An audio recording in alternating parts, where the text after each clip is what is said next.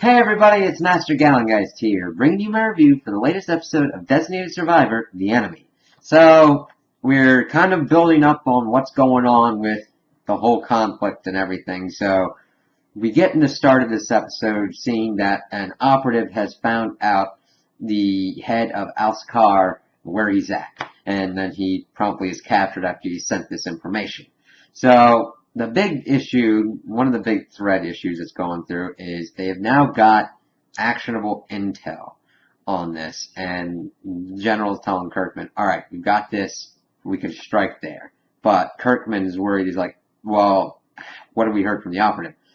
He's been told to bug out, but we haven't had contact with him. And he's like, alright, hold on for the contact, we gotta figure out if he's really there. So, then that sets him on the course of talking with the president of Algeria to kind of see what their stance is and what's going on there. And of course, the president says he doesn't have any actual intel that head of Alskar is in the country and that he can't do anything else. He's like, we're done.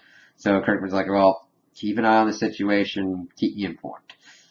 We'll wait out how long it's supposed to take for him to get in contact with us, then we'll go from there. It's like, good. Doesn't want to leave a man behind, wants to rescue as many people as possible. So, while that's going on, the situation in Michigan resurfaces, and Governor Royce is pretty much cracking down on Muslims again. So, he calls in his wife, who's also into constitutional law, and kind of gets her ideas about what's going on and what they can do. They get the idea to federalize the National Guard to stop Governor Royce from doing this and pretty much get the whole situation back under control. So she's like, well, you can do it, and pretty much goes through all like the constitutional stuff that need to be, but it's kind of condensed enough so that way it doesn't take up too much time. So I was like, yeah, it'd be a good idea. And he asks her if she's got anything that he can help her with, and she's like, not at the moment, and also then gives a little bit later about what's going on with one of the immigration cases that she's had and how they are being detained and pretty much going to be deported since the courts are closed. And so that prompts her to go to Congresswoman Kimball and pretty much get a favor. And she's like, well, if I do this for you, you're going to have to do me a favor later on. It's like, well, great. That, of course, is going to end well, and it's just like, okay, that works out pretty well, but we'll have to see what repercussions are going to be happening. So, while those are going on, we see that the press secretary that they've got, who's like the third assistant, is like really bombing. He's not really good at what the pressure is going on, so that prompts Seth to pretty much step in, and since he's a speechwriter, you've always got kind of a way with words, but seeing him kind of like showed that he was in his element. Because he not only can write, he can speak well, he can kind of deflect, he knows the game, and he knows how to play it well. And of course, Aaron comes in and offers him the position of press secretary, but in a way that's completely an ass way. And he's just like, no. So then of course, Tom comes in later, and asks him, it was him asking Seth to do it, not Aaron for his stupid reasons. And that, of course, gets through to Seth and gets him to accept the position. And it'll be kind of interesting to see, since we're now kind of recobbling together the whole of the government, seeing we need this to work, like the chief of staff to kind of get everything worked around for the president. We need the press secretary to be kind of his voice and talk about things while not talking about certain things. And Kirkman being himself and kind of trying to stick true to his moral compass.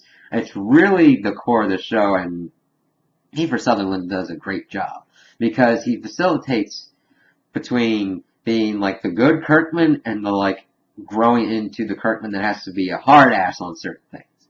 Because he goes into the command center, and the generals pretty much authorize a preemptive strike that could work into war with Algeria if it doesn't go correctly. And he promptly fires him for pretty much going above his head. And it's like, yes, you need to do that. That's dangerous territory. I mean, if any general can pretty much figure out what he's going to do, who's to stop the rest of them? He needed to nip that in the bud. And he does it effectively. So we also then get the situation in Michigan, and instead of the National Guard accepting the order to be federalized, they side, of course, with Governor Royce instead. So Emily, who has been a special advisor to, is sent to watch the protests of the Muslim community against the actions that the governor was taking, then has the Muslim protesters actually protest at the airport to pretty much force Royce to go to D.C. to have a sit down with Kirkman.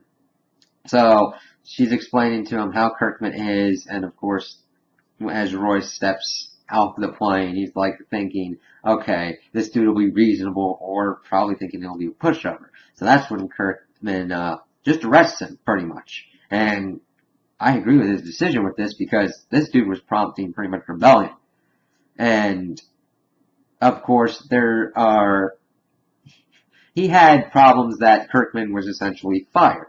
But the thing is, he was not fired at that moment.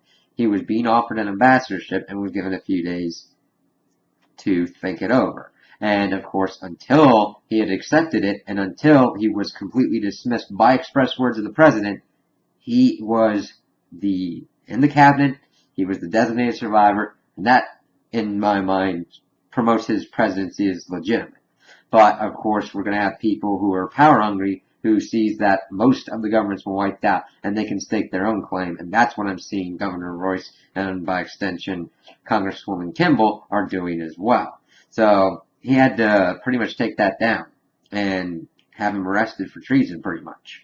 And he was talking to Emily about it, and like, he was being reasonable. He could have ordered him on trial and executed, which it could be a possibility later on.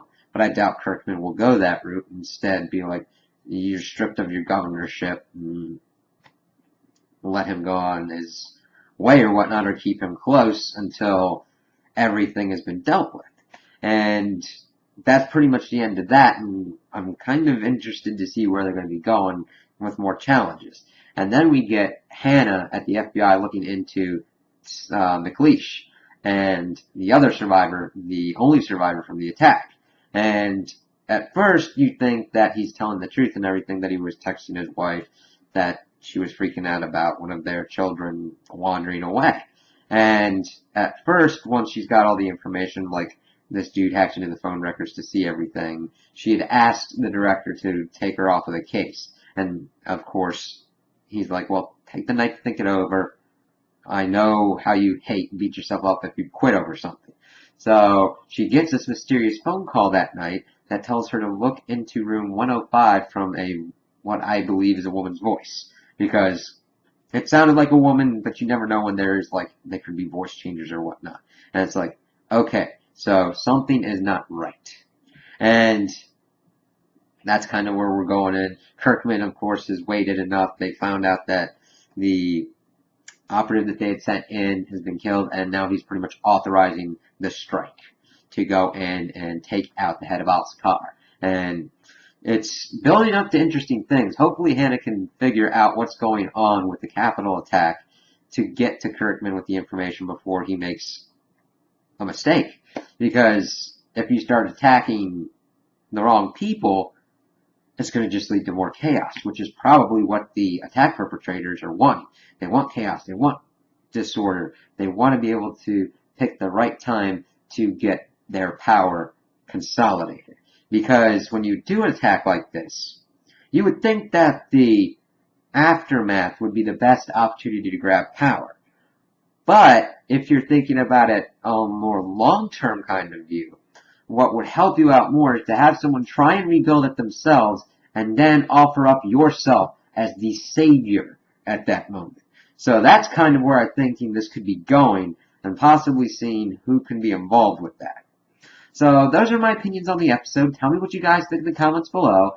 If you liked it, if you didn't like it, if you agree with me, if you disagree with me. Also, like and subscribe, and I hope you have a good day.